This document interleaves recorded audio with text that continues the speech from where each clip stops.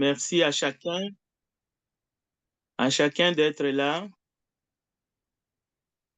et à ceux qui vont nous suivre en direct, mais aussi en différé plus tard ou dans les jours qui vont suivre. Cet enseignement, cette étude biblique est tirée des livres des Actes au chapitre 13, à partir du verset 13 jusqu'au verset 52. Étant donné que nous étudions le livre des Actes, c'est une étude qui est textuelle. Et dans les textes, nous arrivons parfois, comme c'est le cas ce soir, et même le mercredi passé, on est en face d'un discours ou d'un sermon. Un sermon que Paul présente soit devant le proconsul, ou aujourd'hui, il s'agit d'un sermon que Paul présente sous forme de discours, mais dans une synagogue. À ce moment-là, nous n'allons pas étudier les sermons de Paul comme un fait historique. Ça, c'est le travail des historiens, c'est le travail des théologiens. Mais étant donné que Dieu nous a fait grâce et que nous avons les dons, et que comme les personnes qui étaient dans la synagogue avaient besoin du salut, et aujourd'hui ils ne font plus partie des gens qui sont sur la terre, il y a aussi des personnes qui sont élevés en position d'autorité ou qui sont tout simplement des êtres humains sur la surface de la terre qui ont besoin de comprendre le même discours, le même sermon de Paul pour qu'ils les appliquent dans leur propre vie. C'est ainsi que, même dans une étude biblique, lorsque les textes que tu étudies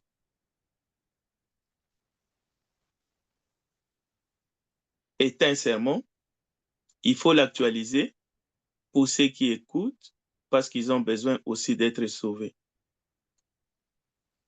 Alors, j'aimerais qu'un frère, une sœur, celui qui est disponible puisse nous aider dans la lecture de la parole de Dieu.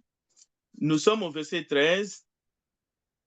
Nous avons besoin de lire parce que pour étudier, il faut lire déjà les textes, mais il faut continuer à les lire même à la maison. Alors, le premier partie que nous allons lire, c'est Actes des Apôtres, chapitre 13, verset 13 à 23.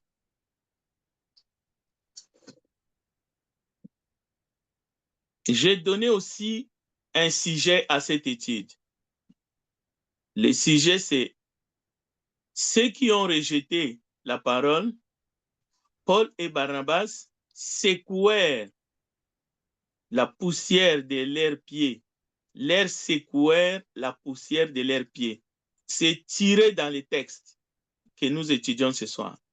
Et ça se trouve précisément au verset 51 et 52 parce que nous allons terminer le chapitre 13. Donc, soyez attentifs, prenez des notes pour que vous puissiez peut-être sous forme de commentaires, sous forme de questions, même quand il s'agit de sermons, si vous prenez des notes, vous pouvez toujours interroger.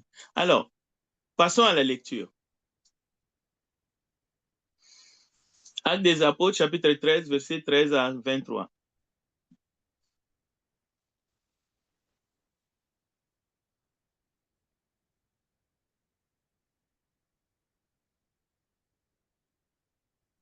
Actes chapitre 13, du verset 13 à 23. Merci. Paul et ses compagnons s'étant embarqués à Paphos, se rendirent à Perge en Pamphylie. Jean se sépara d'eux et retourna à Jérusalem. De Perge, ils poursuivirent leur route et arrivèrent à Antioche de Pisidie. Étant entrés dans la synagogue le jour du sabbat, ils s'assirent. Après la lecture de la loi et des prophètes, les chefs de la synagogue leur envoyèrent dire: Hommes frères, si vous avez quelques exhortations à adresser au peuple, parlez. Paul se leva et ayant fait signe de la main, il dit: Hommes israélites, et vous qui craignez Dieu, écoutez. Le Dieu de ce peuple d'Israël a choisi nos pères. Il mit ce peuple en honneur pendant son séjour au pays d'Égypte et il en fit sortir par son bras puissant. Il les nourrit près de 40 ans dans le désert. Et ayant détruit 7 nations au pays de Canaan, il leur en accorda le territoire comme propriété. Après cela, durant 450 ans environ, il leur donna des juges jusqu'au prophète Samuel. Ils demandèrent alors un roi, et Dieu leur donna pendant 40 ans Saul, fils de Kis, de la tribu de Benjamin. Puis, l'ayant rejeté, il leur suscita pour roi David, auquel il a rendu ce témoignage.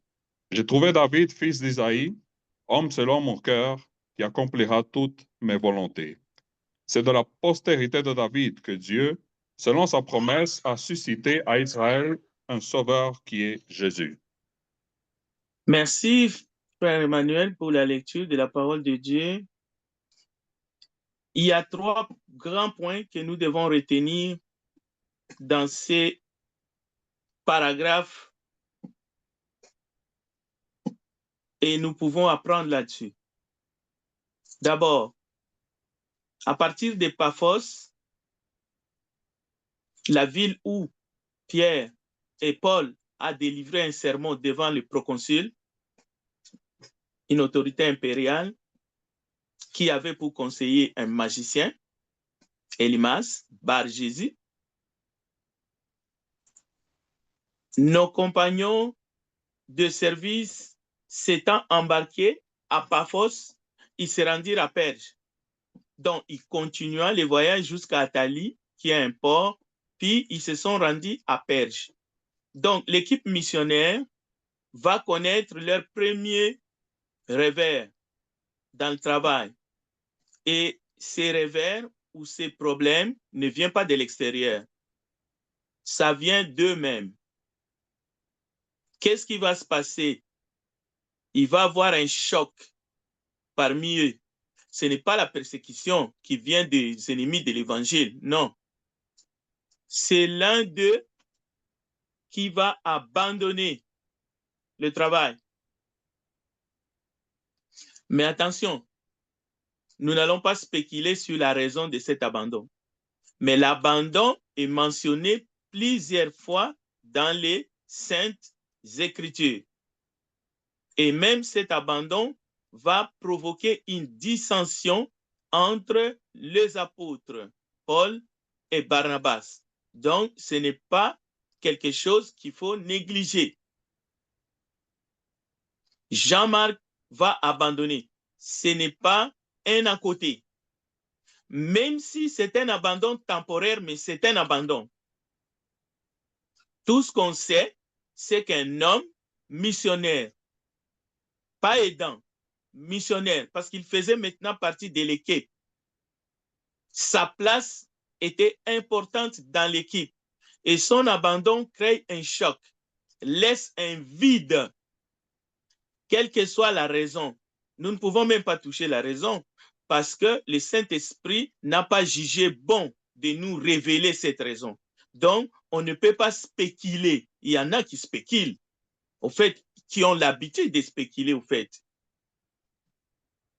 Nous ne savons pas le pourquoi de cet abandon, mais Dieu le sait. Mais nous savons aussi que Jean-Marc reviendra. Il va tenter de revenir et ça va provoquer même du trouble. Et il va y avoir séparation.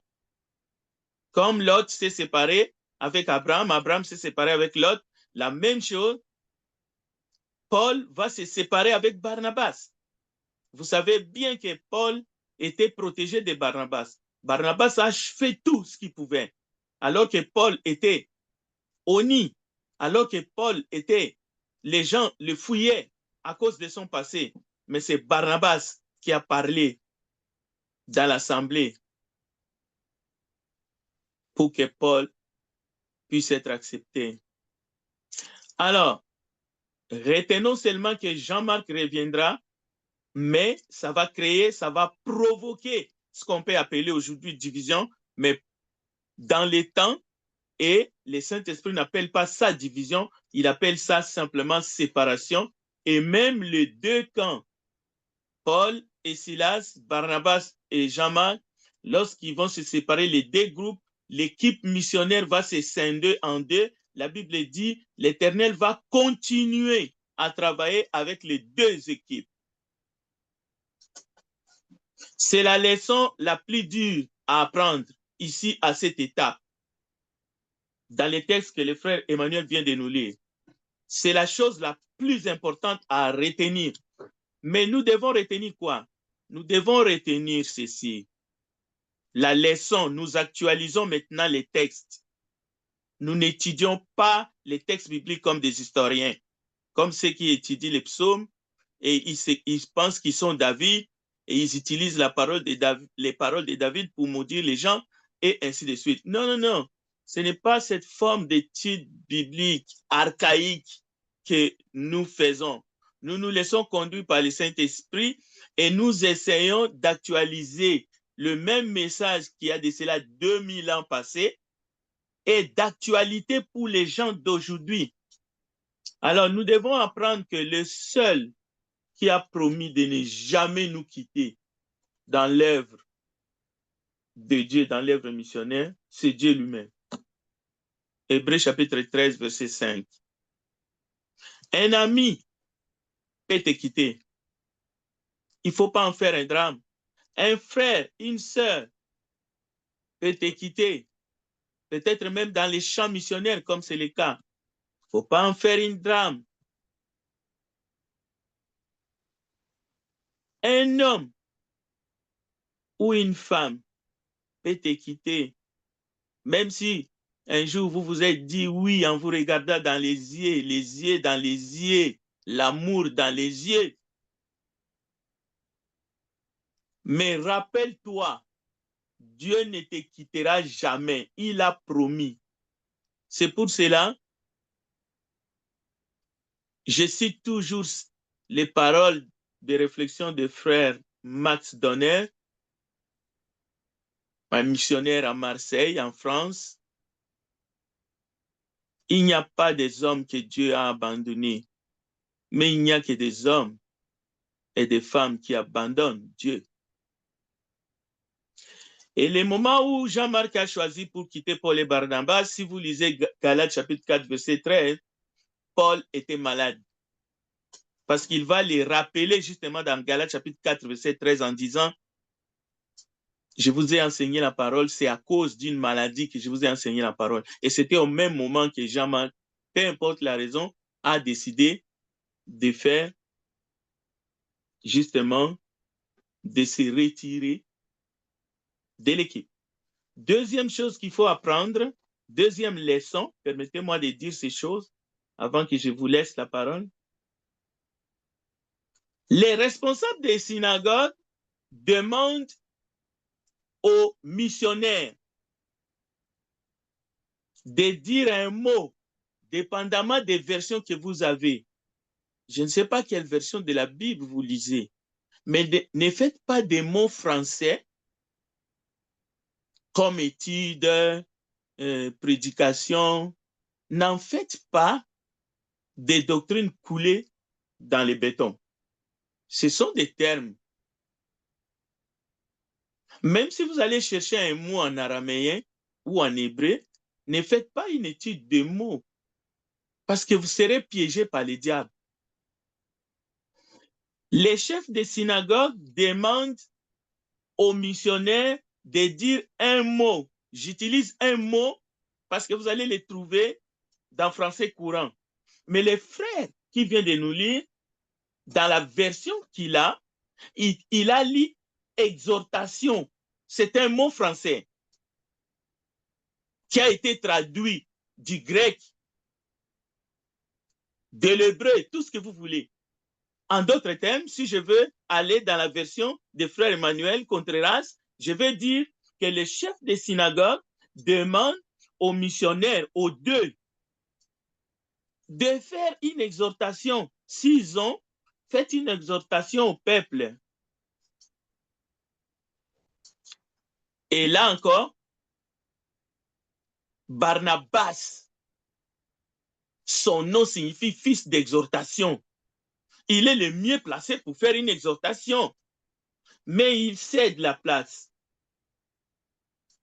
Parce que vous allez voir dans Actes des Apôtres, au début, quand Paul est avec Barnabas, c'est le nom de Barnabas qu'on cite avant. Parce que lui, il vient de se convertir et on sait ce qu'il a fait. Il est le protégé de Barnabas. Mais à partir d'ici, on va commencer à citer le nom de Paul avant. Barnabas, maintenant, son nom, on va le citer, mais après. Mais ici, on voit la demande est faite au dé, mais Barnabas donne à Paul l'opportunité de parler. Alors, Paul ne dit pas quelques mots, Paul ne dit pas quelques paroles d'exhortation, mais Paul va faire un discours, mais efficace. Alors, c'est un sermon dans la synagogue. Parce que dans la synagogue, on avait l'habitude de lire la parole, lire la loi, et puis du coup, c'était une période de questions et réponses. Rappelez-vous seulement de Jésus dans les synagogues et même dans les temples, surtout dans les synagogues, Jean chapitre 7, Jean chapitre 8. On lui bombarde des questions et Jésus répond. Donc, ce qui est intéressant, c'est que dans Actes chapitre 13, versets 16 à 41, nous avons un sermon, nous avons un discours classique à Antioche, délivré par Paul devant les Juifs. Et attention, il y a des invités cachés. Je vous réserve ça vers la fin. Il n'y a pas que les frères juifs, il y a des invités cachés qui sont des prosélytes, qui sont des Romains. Et ce sont des invités pour la cause. C'est eux qui vont provoquer des troubles. C'est-à-dire les Juifs s'étaient bien préparés. Au fait, c'est une sorte de guet-apens. Les missionnaires sont piégés en même temps qu'on leur demande de dire quelques mots. Il y a de ces circonstances-là, les gens se sont concertés. Au fait, vous êtes piégés. Troisième chose qu'il faut apprendre, les sermons que Paul délivre ici dans la synagogue Antioche comprend 3 sous-thèmes importants. D'abord, Paul va dire à l'auditoire, à cette assemblée juive, que Dieu est aux commandes. Versets 16 à 25, 2, le Messie est venu. Vous voyez, c'est important, le point 2. Paul va insister. Donc, vous pouvez lire, vous allez voir, le point important, c'est que Paul va leur dire, Dieu est aux commandes, Dieu contrôle tout.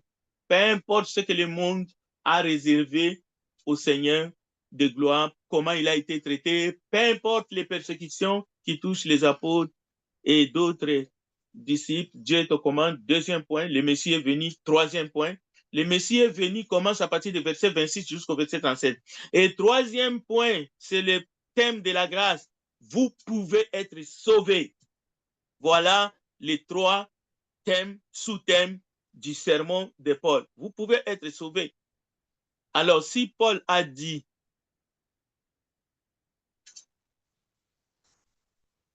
à cet auditoire, le Messie est déjà venu, vous pouvez être sauvés, Dieu est aux commandes. C'est le même message que comme évangéliste, même durant cette étude, il y a plusieurs auditoires. Il y a l'auditoire de Montréal sur Zoom, mais il y a d'autres auditoires. Il y a d'autres auditoires un peu plus loin, même seulement ici à Montréal, à travers les Zoom, c'est-à-dire qu'il y a des personnes qui ne sont pas sauvées, il y a des personnes qui sont sauvées, ainsi de suite.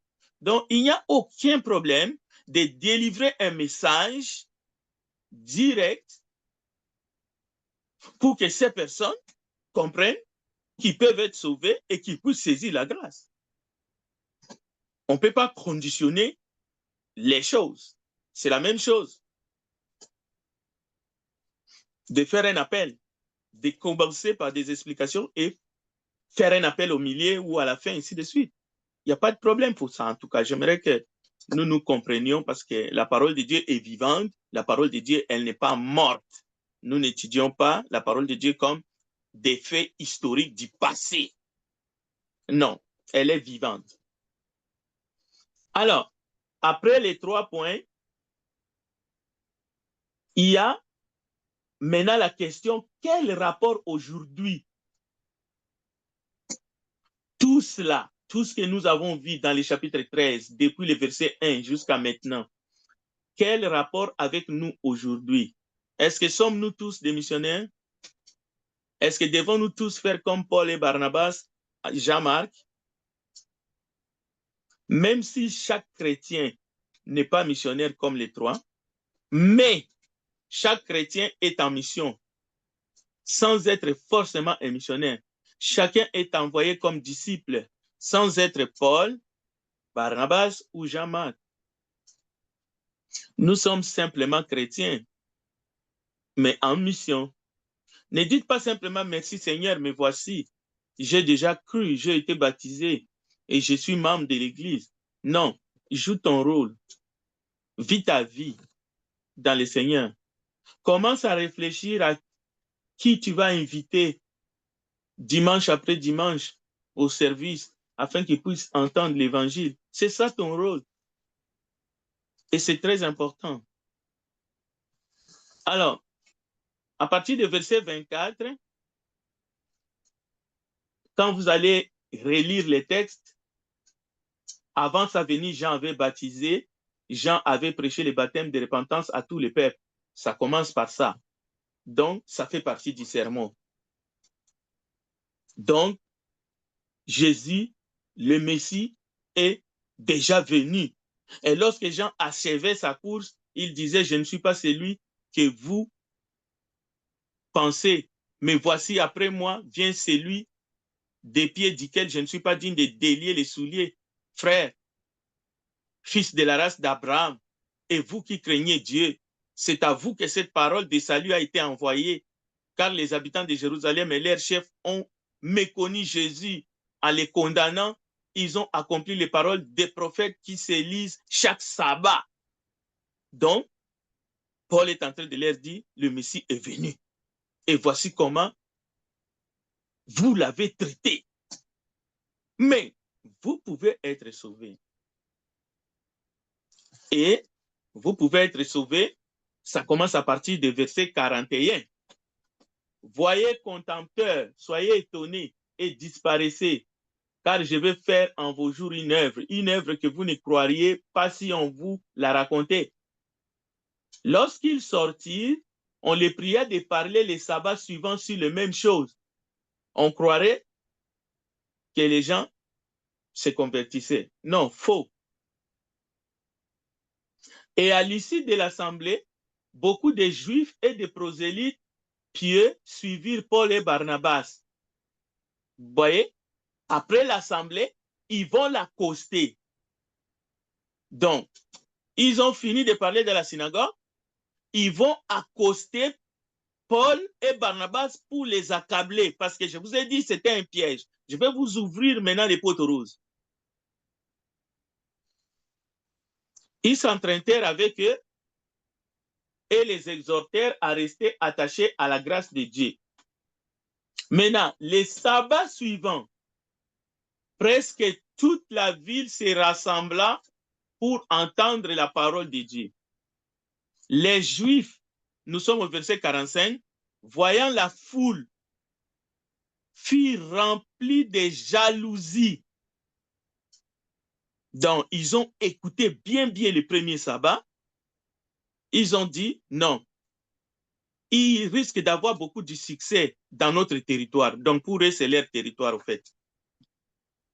Alors, les sabbats suivants, ils vont mettre en exécution leur plan.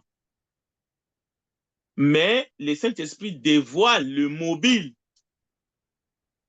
Leur mobile, c'est la jalousie, au fait.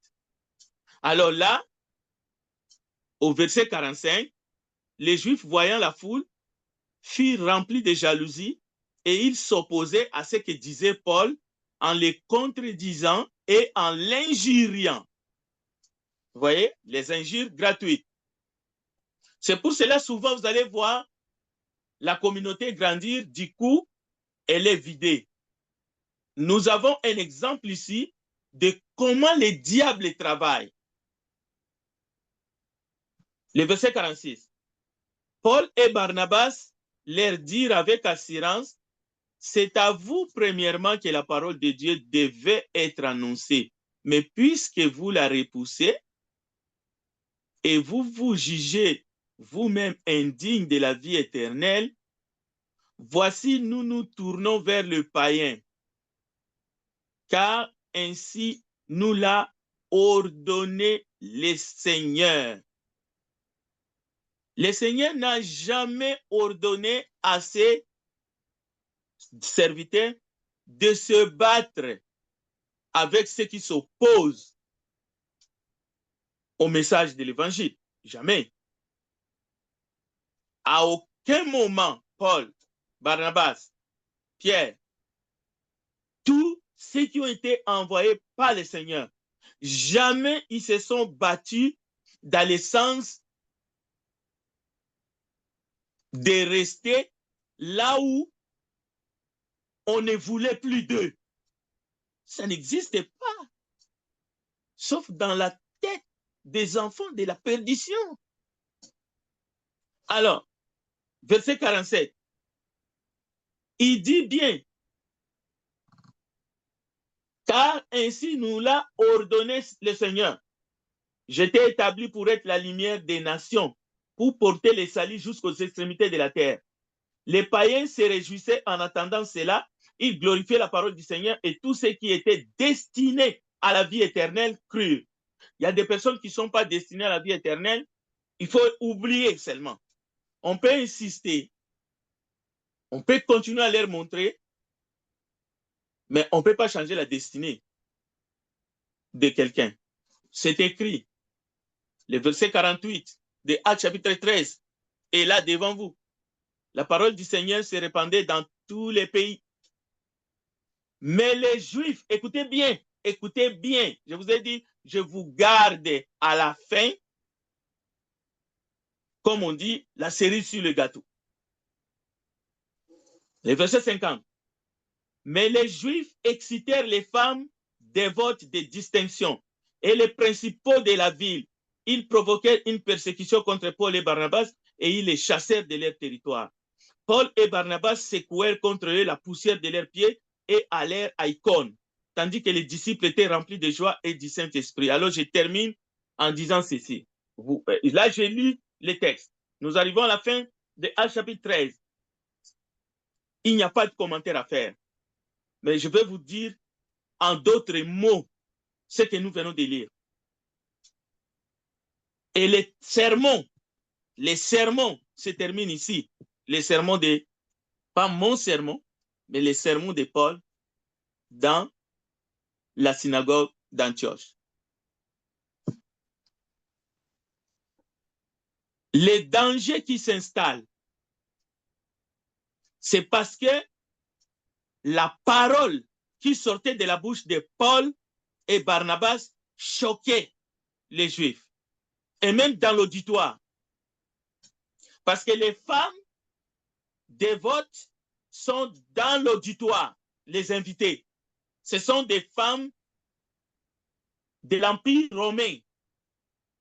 Ce ne sont pas les femmes juives, mais ce sont des femmes notables, c'est-à-dire qui travaillaient au sein de l'Empire. Ce sont des femmes de loi.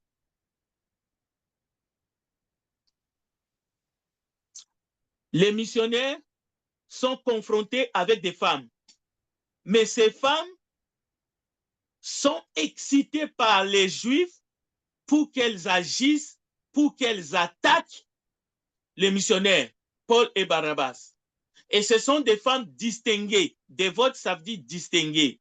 Dans notre temps d'aujourd'hui, ce sont des femmes féministes de ce temps-là.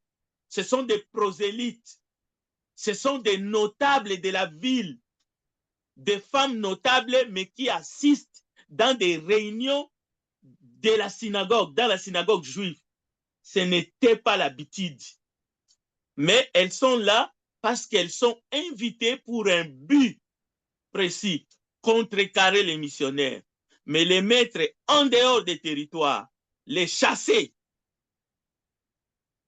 Les Juifs excitèrent contre les apôtres par des mensonges. Ils soulevèrent une persécution contre Paul et Barnabas et les chassèrent de la ville, leur territoire. Maintenant, versets 50 à 52,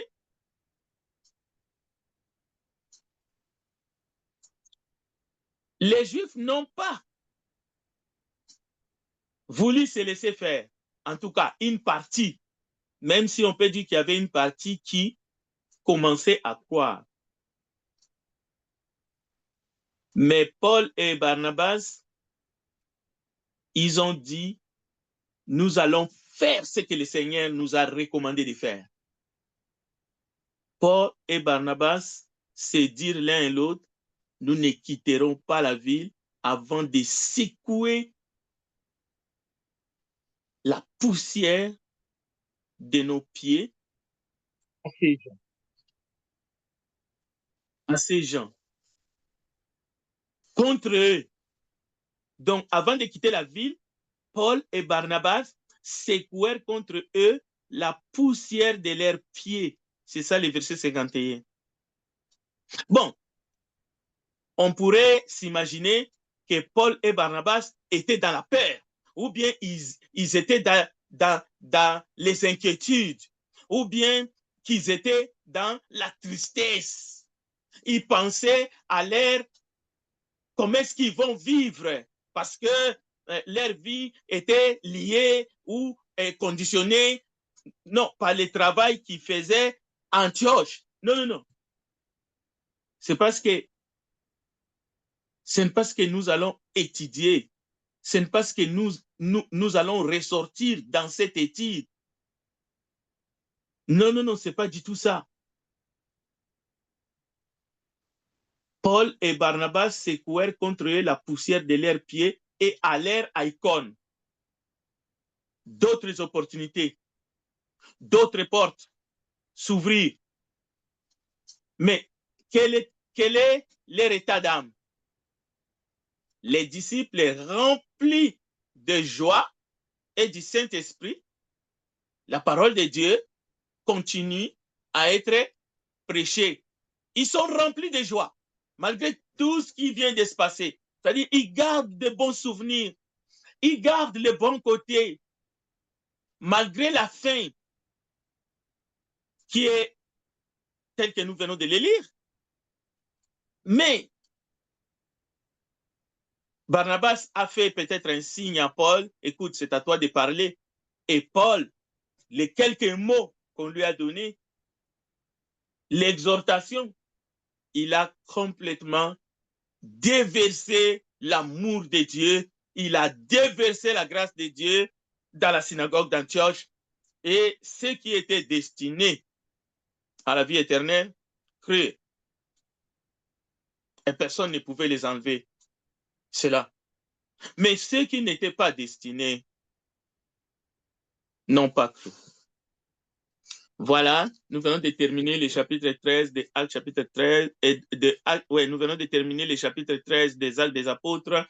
Que Dieu vous bénisse et je vais m'arrêter ici et je vais retourner la parole à notre frère Enrico pour voir s'il y a des commentaires, des questions de votre part. Que Dieu vous bénisse. Et merci pour vous tous qui étaient en ligne. Que Dieu vous bénisse aussi.